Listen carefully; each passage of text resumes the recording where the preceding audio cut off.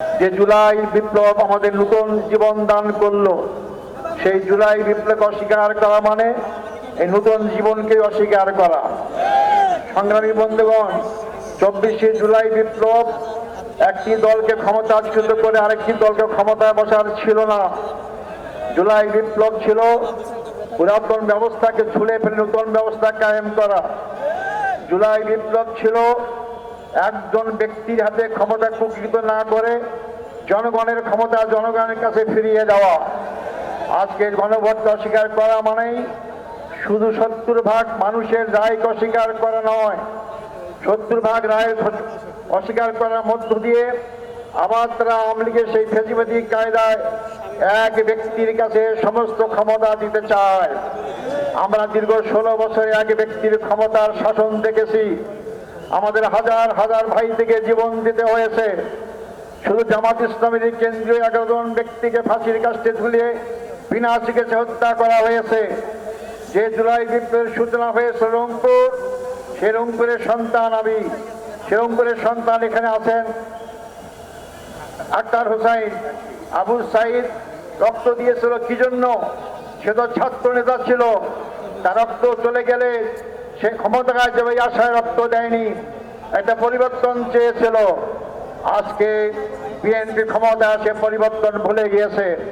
সংগ্রামী ভাই বন্ধুগণ, আমাদের আন্দোলন কোনো দলের বিরুদ্ধে নয়, আমাদের আন্দোলন জনগণের বিপক্ষে যে অবস্থান নিয়েছে তাদের বিরুদ্ধে। আমরা সকল সময় জনগণের পক্ষে থাকি।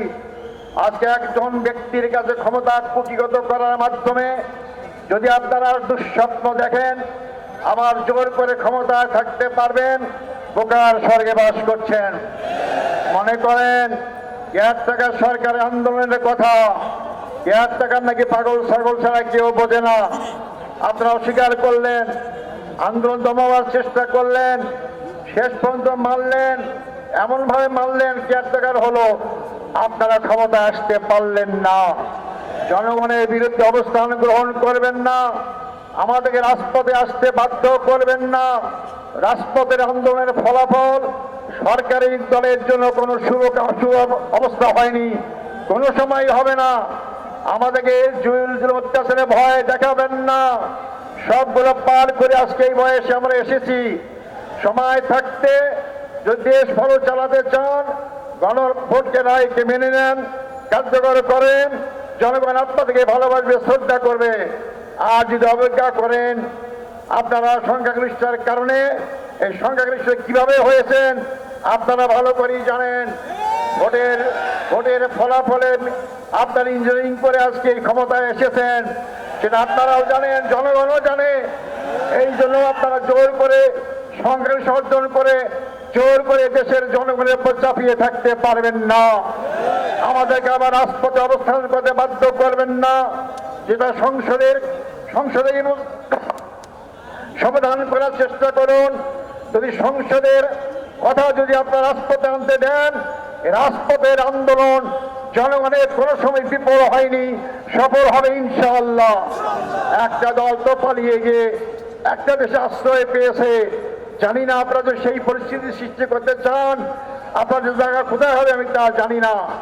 সংগ্রামী ভাই বন্ধুগণ, আজকে এমন এক সময় আমরা এই আন্দোলন গড়ে তোলার চেষ্টা করছি যখন দেশের সাধারণ জনগণ জ্বালানি সংকটে ভুগতেছে।